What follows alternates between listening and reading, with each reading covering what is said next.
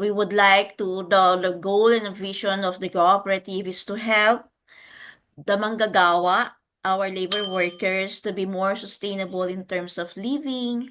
Alam mo yon, Ma'am Dina, na pinapangarap natin na maging tayo ay tulay para magkaroon sila ng mas magandang kinabukasan, lalong-lalo na yung kanilang mga anak, mapagpatuloy yung kanilang pag-aaral, magkaroon sila ng mabuting pamumuhay, matuto silang mamuhay. Gusto natin na maitaguyod natin sila doon sa tamang daan. Yun yung ating might be something like, sabi nga, very ambitious, di ba?